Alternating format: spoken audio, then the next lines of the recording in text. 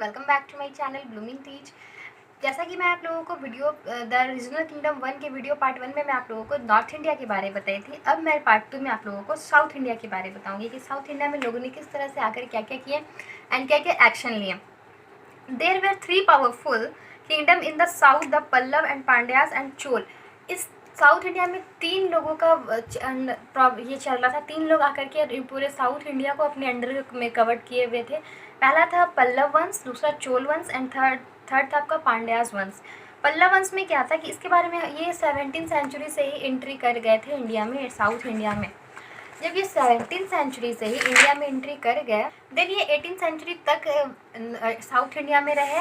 और south India में रहने के बाद ये जो कैपिटल था कांची में भी आ चुके थे। 19वीं सेंचुरी तक इन्होंने स्टोन से टेम्पल बनवा दिया एंड देन इसके बाद चोल वंश आकर के इन लोगों को डिफीट करा दिए, हरा दिए चोल लोग के लोग आकर के, और फिर इन लोगों को हटाया यहाँ से। बट ये लोगों ने 19वीं सेंचुरी तक एक स्टोन के टेम्पल का निर्माण कर दिया था, बिल्डअप कर दिया था, देन ये लोगों को हटा दिया गया। अब आ गए चोल वंश। उसके पहले बीच में आए pandas. The pandas rule the region around present and Madurai में पांडास का शासन चलने लग गया। ये सारा प्लेस अब ये इंडिया के साउथ साइड का बात चलेगा। अभी लोग मदुरई में आए, which was their capital. It was an important centre of learning. ये सीखने का बहुत इम्पॉर्टेंट प्लेस रहा था। And then Marco Polo visit the Pandyas kingdom. Marco Polo का नाम आप लोगों ने सुना होगा। उस समय मार्को पोलो ये पांड्यास किंगडम के पास आए थे, विजिट किए थे, मिले थे, इन्फॉर्मेशन लिए थे, मीटिंग किए थे, ईच एंड एवरीथिंग हुआ था। He has left a detailed account of his visit. The kingdom declined in the 14th century. उसके बाद 14th सेंचुरी में ये किंगडम को डिक्लाइन किया गया। देन चोल वंश के बारे में थोड़ा जान ले। चोल वंश stabilise powerful empire south India. पूरे साउथ इंडिया का मोस्ट पावरफुल जो एम्पायर था वो चोल वंश ही था।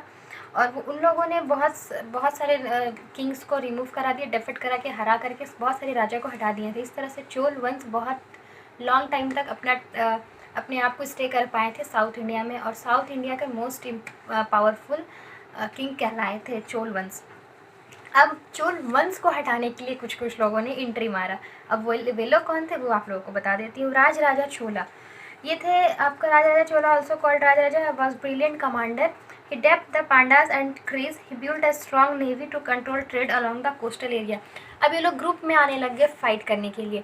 जो राजा चोला थे वो एक आर्मी का ग्रुप बनाए, मीटिंग कराए, और ये क्या किए कि डिफीट पांडास एंड क्रिस। जो चोल वंश के पहले पांडास थे उनको और क्रिस को, ये दोनों को ये क्या किए कि डिफीट कराए, हरा दिए। देन ये एक आर्मी का एक नेवी ग्रुप बनाए। नेवी ग्रुप से इनको ये करना था कि इनको चोल वंश को रिमूव कराना था। नेवी ग्रुप बनाकर कंट्रोल कराए कि जो चोल वंश है उनको रिमूव कराना है। राजेंद्र चोला was he succeeded his father the throne. Rajan Chola made up the empire even more powerful. His army dipped the craze. जब फाइट हुआ चोल वंश से तो इनके आर्मी हारने लग गए, क्योंकि चोल वंश बहुत पावरफुल किंग थे उस समय के। देन हुआ क्या कि बहुत टाइम तक इन लोगों का फाइट चला। लास्टली हुआ ये, the success of Rajendra Chola continue to fight against neighbouring kingdom. These continuous conflict depleted the treasury and weakened the Chola power considerably. The empire declined toward the end of 13th century.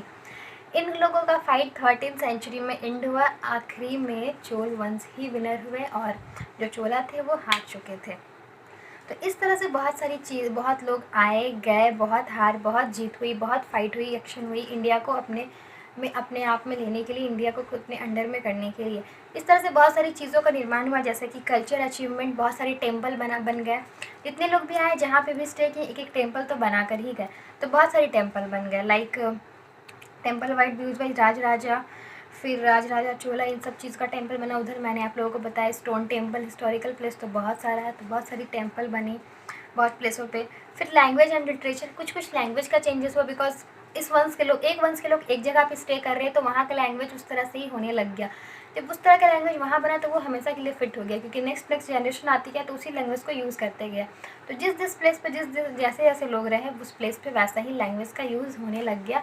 तो language का भी changing आ गया। आज India में बहुत अनेक language use किए जाते हैं, हर लोग का लैंग्वेज अलग अलग डिफरेंट होता है। तो इस तरह से लैंग्वेज पहले से ही डिफरेंट चला आता गया, तो ये चेंजिंग हुआ। Administration, the kingdom was divided into province called mandalams looked after by GOM. Each Mandalam was further divided into each Valanda consists of a number of villages. The village was the lowest unit. There were also many town and nagram.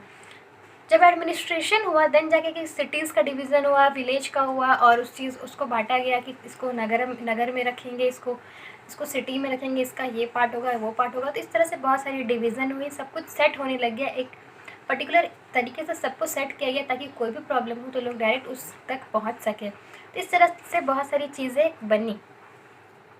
Then जाकर के जो kingdom थे उनका and हुआ और south India में भी freedom हुआ। सब लोग आए और फाइट तो किए, बट सक्सेसफुल हम इंडियन को ही मिला, बिकॉज इंडियन लोग बहुत प्रॉब्लम का फेसिंग किए, सामना किए। इस तरह से साउथ इंडिया में प्रॉब्लम सॉल्व हुआ और साउथ इंडिया से राजाओं का जो शासन था वो हटा, हम लोग को जो अपने अंडर में किए हुए थे वो हटा। बट वो लोग बहुत चीज़ हम लोगों को दे कर गए, जैसे आइडियाज़, रिसोर्स, टेक्निक, बहुत सारी बिल्डिंग तो दिए ही, बहुत सारी चीज़ हम लोगों को देते गए। तो ये था नॉर्थ इंडिया पार्ट 1 में आप लोगों को मैं बताई। ये साउथ इंडिया इस पार्ट 2 में आप लोगों को बताई। ये चैप्टर एंड यहीं पे होता है। नेक्स्ट वीडियो में नेक्स्ट चैप्टर पे मिलूंगी, तब तक के लिए थैंक यू वेरी मच।